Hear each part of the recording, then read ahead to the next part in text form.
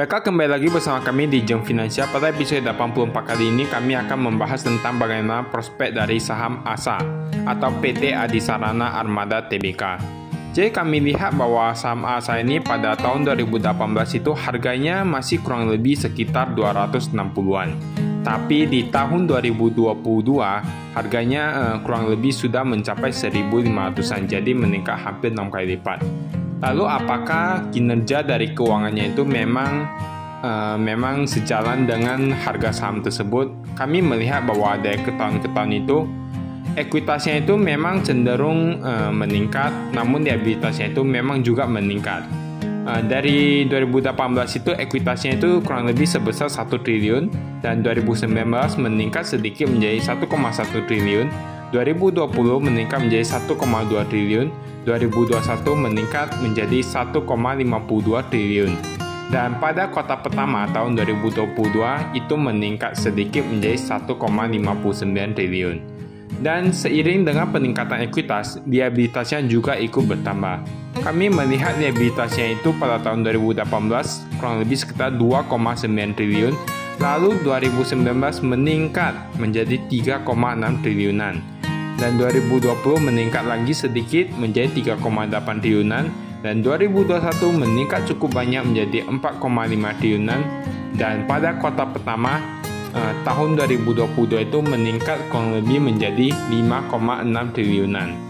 Jadi dari ekuitas 1,5 triliunan dengan liabilitas 5,6 triliunan, boleh dibilang hutangnya itu lebih besar ya.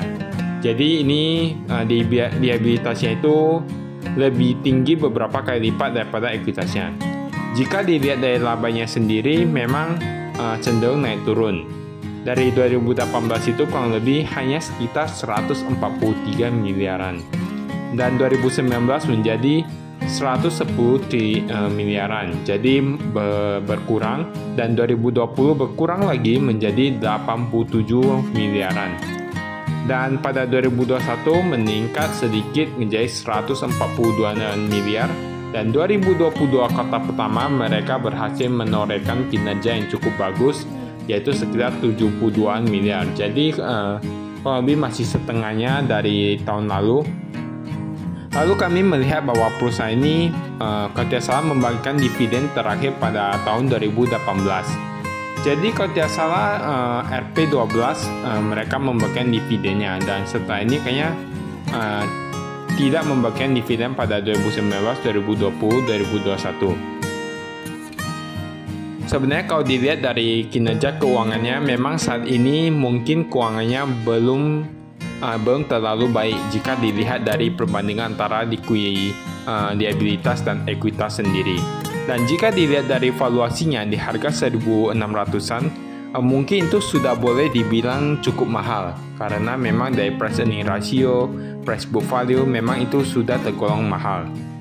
Kami melihat bahwa perusahaan ini memang bergerak di banyak bidang, tapi lebih kepada logistik. Jadi perusahaan ini ada bergerak di bidang sewa kendaraan operasional perusahaan, ada juga jasa supir, ada sewa mobil online, ya kita tahu sendiri melalui aplikasi, ada share car, dan ada juga situs jual beli mobil bekas. Jadi kami melihat bahwa aplikasinya ini ada share car, ada antar aja dan lain sebagainya. Nah, katanya itu antar aja itu pada tahun 2021 menyumbang pendapatan yang cukup banyak, sehingga menghasilkan laba yang cukup tinggi pada tahun 2021. Lalu kami menelusuri apakah sebenarnya aplikasi Antar Aja ini memang cukup banyak digunakan oleh masyarakat ataukah tidak. Kami melihat bahwa Antar Aja ini sudah di-download sebesar 1 juta download, 1 jutaan. Ya, kami melihat bahwa sebenarnya ini ratingnya rendah ya. Kami melihat bahwa banyak sekali komentar yang mengatakan bahwa mereka kurang puas dengan pelayanan dari aplikasi ini. Kami melihat bahwa ada yang mengatakan tentang pelayanan dari CSnya yang kurang memuaskan dan lain sebagainya. Jadi kami berharap bahwa kedepannya mungkin perseroan ini ataupun perusahaan ini dapat terus meningkatkan pelayanan ataupun kualitas dari aplikasi ini, serta dapat membantu lebih banyak lagi masyarakat Indonesia dalam hal pengiriman. Lalu kami menelusuri bahwa ada aplikasi lain yaitu Sharecar. yang merupakan produk dari PT ini juga, kami melihat bahwa sekarang ini jumlah unduhannya kurang lebih 50-an ribu. Jadi sebenarnya ini masih tergolong kecil jika dibandingkan dengan aplikasi sewa mobil lainnya. Jadi aplikasi Sekar ini merupakan aplikasi sewa mobil lepas kunci. Kami melihat bahwa beberapa aplikasi lain yang memberikan pelayanan serupa seperti rental cars, Treva, Mofi, dan yang lain sebagainya itu jumlah unduhannya lebih banyak. Kami tidak tahu apakah ini dikarenakan masih belum begitu terkenal ataupun masih berada dalam daerah-daerah tertentu. Jadi kami berharap ke depannya mungkin aplikasi ini juga dapat ditingkatkan lagi. Lalu di sisi lain kami melihat bahwa ada tantangan lain yang sedang mungkin akan dihadapi oleh perusahaan ini, yaitu tentang kenaikan harga BBM. Ya, seperti yang kita ketahui bahwa perusahaan ini bergerak di bidang logistik, jadi bahan bakar minyak tentunya kenaikan harga bahan bakar minyak tentunya akan cukup berpengaruh bagi kelangsungan ataupun operasional dari perusahaan ini serta biaya operasional dari perusahaan ini. Jadi menurut kami jika perusahaan ini mampu mencari cara agar dapat menekan biaya dari operasional tersebut, mungkin ini akan cukup membantu dalam mengurangi liabilitas yang ada serta meningkatkan ekuitas yang ada. Dan saat ini kami masih belum tertarik untuk membeli saham ini karena seperti yang kita ketahui bahwa kami lebih tertarik untuk membeli perusahaan yang masih memiliki valuasi yang murah. Jadi kami melihat bahwa valuasi dari saham ini memang sudah cukup mahal. Namun jika Anda menemukan ada suatu keunggulan tertentu dari perusahaan ini, mungkin Anda boleh membelinya.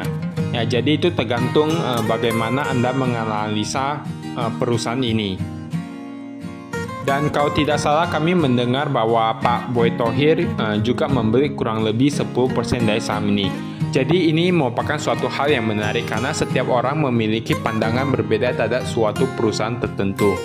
Mungkin saja ada yang mengatakan bahwa saham ini adalah saham yang sangat bagus dan mungkin saja ada juga yang mengatakan bahwa saham ini adalah saham yang kurang bagus. Jadi ini tergantung persepsi masing-masing. Jadi kami selalu menekankan bahwa lebih baik untuk membeli saham sesuai dengan analisa masing-masing, sesuai dengan pandangan Anda. Apakah Anda melihat perusahaan ini akan menjadi perusahaan yang sangat besar ke depannya, apakah laba mereka akan terus bertumbuh secara signifikan. Jadi itu tergantung pada pandangan Anda sendiri, analisa Anda sendiri. Baiklah, itu saja dari kami. Sekian dan terima kasih. Salam investasi.